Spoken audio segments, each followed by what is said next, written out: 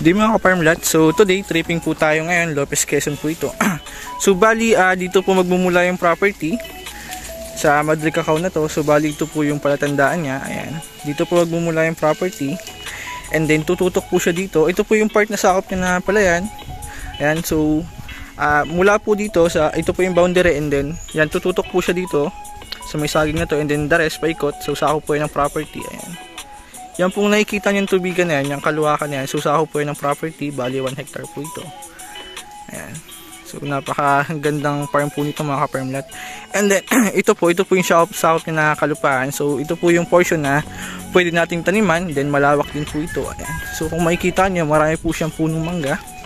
And so napakaganda po nito mga ka-farmlat dahil productive din po yung property. Ayan. So malalaki na po. Ayan. So marami po itong punong mangga. Yan, and then ikutin po natin yung loob ng property. So bali, ito po yung sakop niya na palayan. Yan, kung makikita nyo. Bali ito po, dalawa po yun ng property. Yan. So the rest, yan po nakikita nyo yung palayan. Bali sakop po yun ng property. And then babaybay po siya dyan, sa gilid nyan. And then ito po, sakop po yun ng property. So bali pahaba po yan. Yan. Kuya, may ilang puno ito ng nyug? 34 ka puno ng nyug. So lahat na mumunga na ano. Yung talawag yun, yung malaking ilog na pwede pagkahan ng tubig kung halimbawa man ay... Ibig sabihin, may ilog doon. Pero katabi siya ng property o may... Hindi na. Okay. Pero malawak yung ilog dyan. Pwede yun. Yun ang gagawin dam sa ilayan. Dam. May gagawin pala ng dam dyan. So mga ka-farmlat, may ilog po dyan na malaki na pwede rin natin maging source ng tubig. Pwede natin pagkunan. Ayan. Ayan, may linya din po ng kuryente. So malapit lang po ito sa Barangay Road. I think around 50 meters. 50 meters yan to. Pagbabaybay, pagtuturin yan. 50 meters. Ayan. So bali ito po yung sakop niya portion na pala yan. And then the rest, ito na po yung property. So mula dito kuya, yung kalupaan niya. Ayan, ito. Ito dito sa Menyog. Hindi na yan, papagana rin na. Dito, babaybay lang siya dito. Baybay na rin. Doon maluang-luang uli. Ng puno panuli doon. Okay, sige, puntahan natin. So bali dito po around 5 meters lang yung nasakop niya na kalupaan. So the rest tubigan na po. Ayan. So tara, pasok natin itong loob ng property.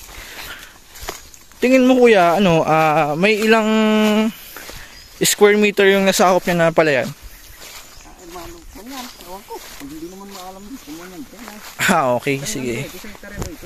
Oo, 1 hektarya. Bali may nasakop siya na ano yan. Ito, dala pa niya itong kalupaan. Hindi ko alam kung ilang lugar na yan.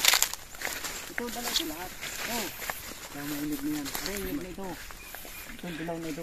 Ayan, dala pa niya ito, itong nyug na to. Ayan, so dala pa po ito ng property. Ayan. Ayan, so marami pong mangga sa loob ng property. Matanda na itong mangga na to.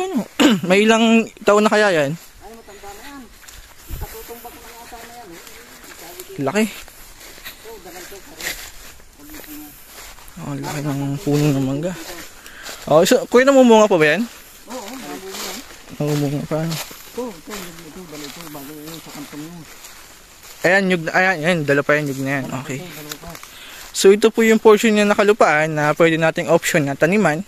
So, aside sa rice land. Dala yung kantong yung dalawang yun. Dala pa yan. So, malawak.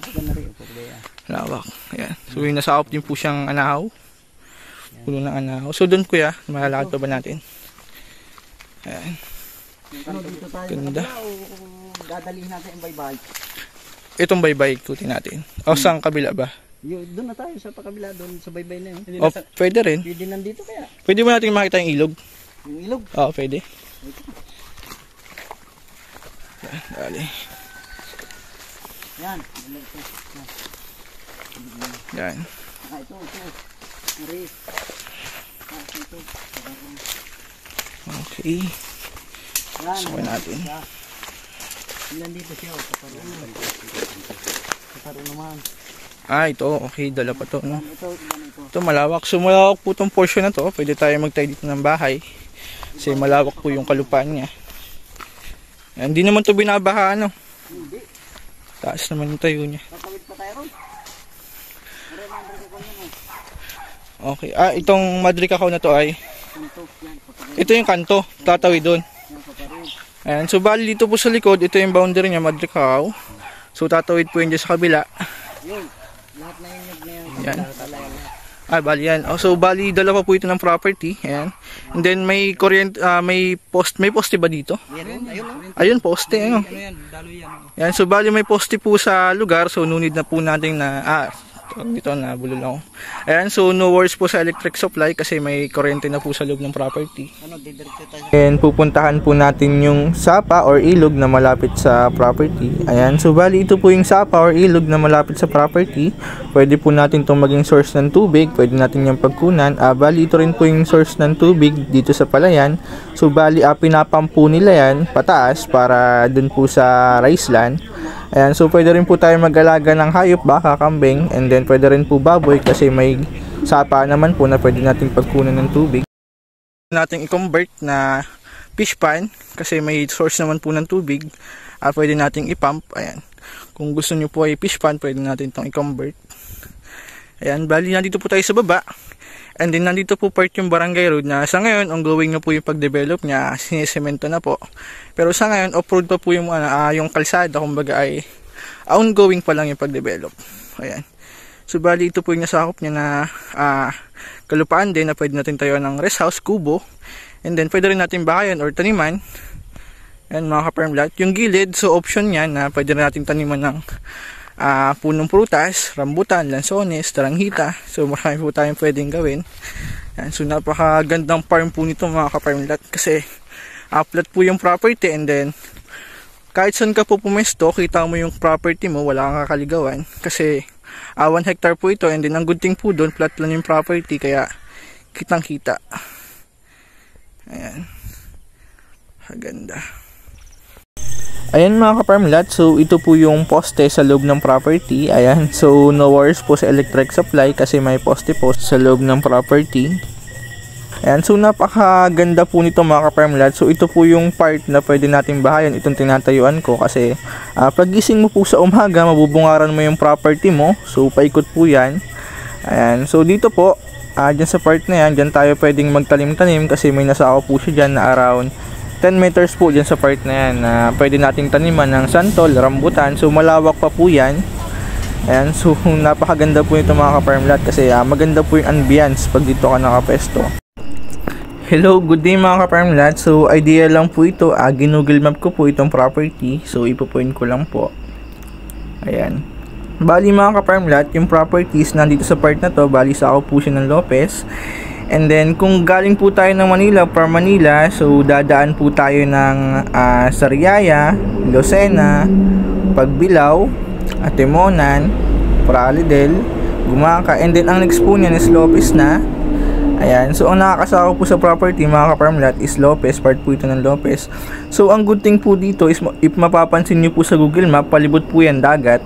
So kahit saan po tayo dito pumunta, and then kung gusto po nating mag-beach, mag-swimming, so pwede po tayong pumunta ng Buena Vista and then Ginyangan sa kalapit na bayan. So ayan, may mga beach front po dyan na pwede nating paliguan.